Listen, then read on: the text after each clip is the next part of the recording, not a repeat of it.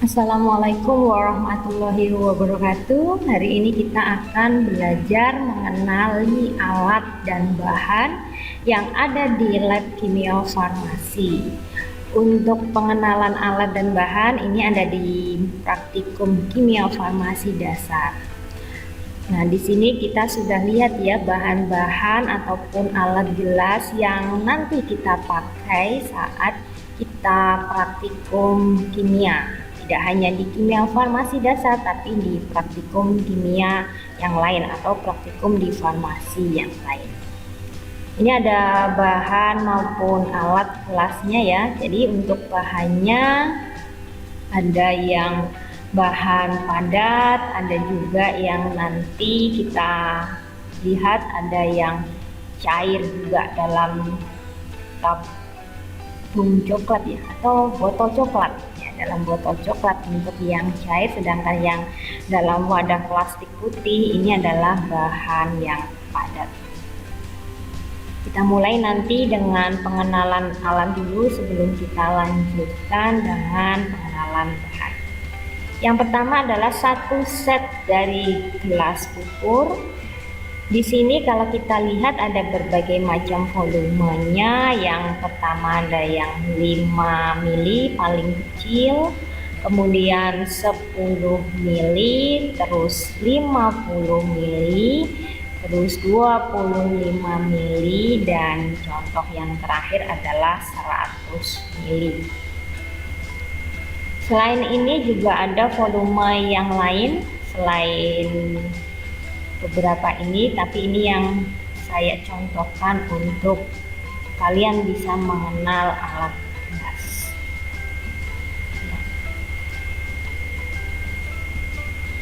Jadi ini adalah tampilan dari alat gelas yang nanti biasa kita gunakan saat di lab kimia. Selanjutnya satu set gelas beker atau beker gelas. Untuk beker gelas contoh ukurannya adalah 1000 ml, kemudian 500 ml. Selanjutnya adalah 250 ml dan sampingnya adalah 100 ml. Yang paling kecil adalah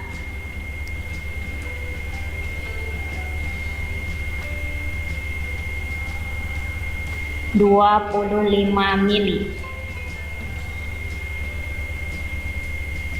Untuk beker gelas ini nanti bisa untuk proses reaksi atau melarutkan zat-zat kimia atau mencampur larutan satu dengan larutan yang lain. Selanjutnya adalah Erlenmeyer. Untuk Erlenmeyer di sini ada Erlenmeyer berukuran 1000 ml, kemudian dengan merek Herma, yang selanjutnya adalah 600 ml, kemudian 100 ml yang lebih kecil. Yang paling kecil nanti adalah 50 mili. Ini gunanya juga bisa untuk reaksi kimia atau mencampur antar larut atau memindahkan larutan satu ke larutan yang lain. Selanjutnya kita lihat adalah labu ukur. Untuk labu ukur ini juga ada berbagai macam volume, yang dimana ada garis lengkung pembatas yang menyatakan itu batas volumenya.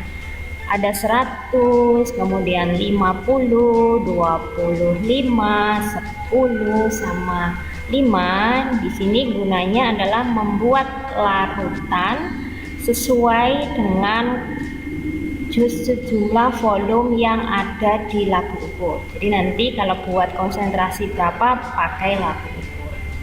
Kemudian adalah corong kaca. Corong kaca ini ada diameter 75 sama 50 yang kegunaannya adalah untuk proses penyaringan. Jadi memisahkan antara padatan dengan larutannya, itu adalah corong kaca. Yang berikut 75 mm, kemudian 50 mm diameternya. Yang ini adalah botol timbang. Untuk menimbang bahan-bahan kimia kita gunakan botol timbang yang ada tutupnya. Yang ini adalah cawan porselen untuk reaksi kimia atau membakar bahan ya, atau menguapkan bahan dan menguapkan larutan sehingga menjadi lebih pekat. Yang selanjutnya adalah corong pisah, memisahkan antar fase baik yang larut dalam pelarut polar ataupun non polar. Jadi yang suka larut air ataupun yang tidak suka larut air. Jadi memisahkan zat antara kedua fase, itu adalah corong pisah. Yang selanjutnya adalah pipet volume karena disebut pipet ya, untuk memipet sejumlah volume tertentu sesuai yang tertera dalam pipetnya. Ada ukuran 1, 2, 5 dan seterusnya. Itu gunanya pipet volume.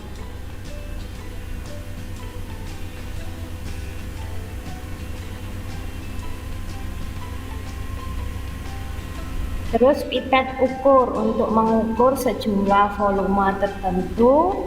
Ini hampir mirip seperti pipet volume, hanya saja kalian bisa mengambil volume yang diinginkan. Maksimal adalah 10 mili sesuai yang tertera dalam pipet. Jadi kalau ingin mengeluarkan atau memipet 3 mili ya tinggal diambil sejumlah atau dikeluarkan di volumenya sebanyak 3 mili.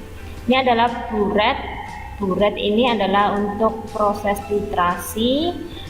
Dia ada buret coklat sama buret bening. Untuk yang coklat digunakan untuk larutan yang mudah teroksidasi karena cahaya. Kalau yang bening, kalau dia tidak mudah teroksidasi, dia tidak perlu pakai yang coklat tapi dipilih yang bening. Ini adalah kolom kromatografi yang nanti bisa memisahkan zat-zat kimia berdasarkan tingkat polaritasnya. Biasanya ini paling banyak kita gunakan pada praktikum kimia organik.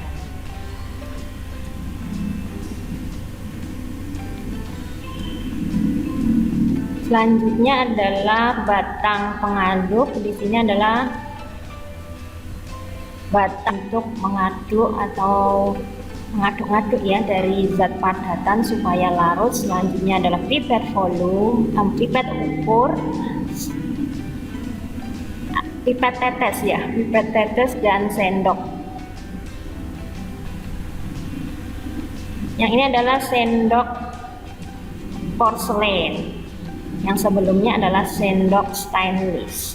Yang ini adalah sendok kayu atau spatula ya, atau sendok penyu. Yang ini adalah plat tetes. Yang ini adalah botol reagen untuk menampung reagen kimia. Terus magnetic stirrer dan gelas arloji.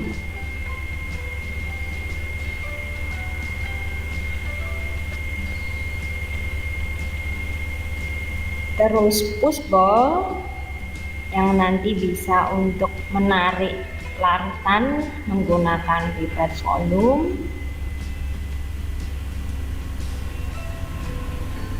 Penjepit kayu untuk pegangan tabung reaksi saat proses pemanasan.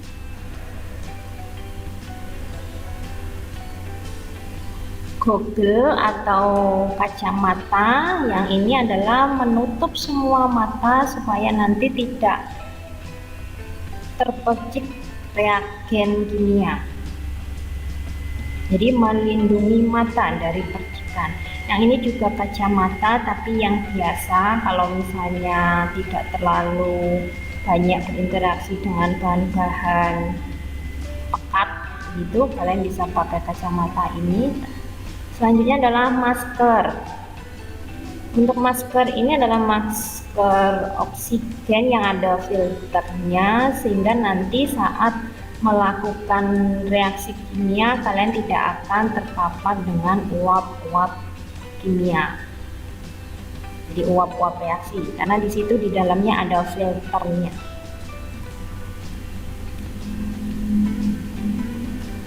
Terus pembakar spiritus untuk membakar atau memanaskan ya saat melakukan reaksi kimia. Terus kasa di sini, kasa ini untuk apa ya?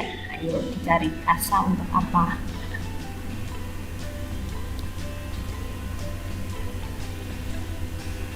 Yang ini adalah kaki 3, penyangga kaki 3, sehingga saat proses reaksi nanti bisa digunakan untuk menyangga kasa.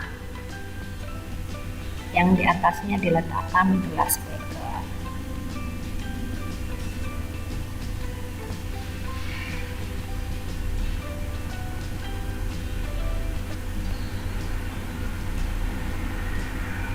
Yang ini adalah tabung reaksi untuk mereaksikan zat-zat, mengidentifikasi zat, terus melakukan reaksi untuk terus selanjutnya adalah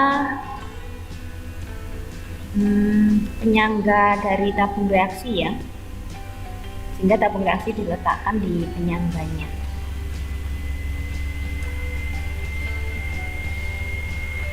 Terakhir, belum terakhir, ini adalah lakmus merah dan lakmus biru untuk menentukan sifat asam atau basanya.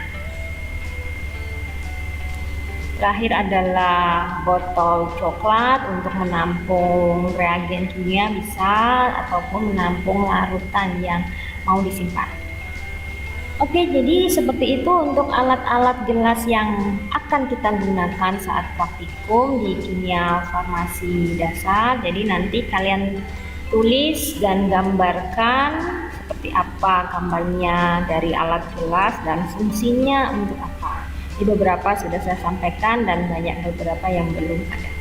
Terima kasih. Wassalamualaikum warahmatullahi wabarakatuh.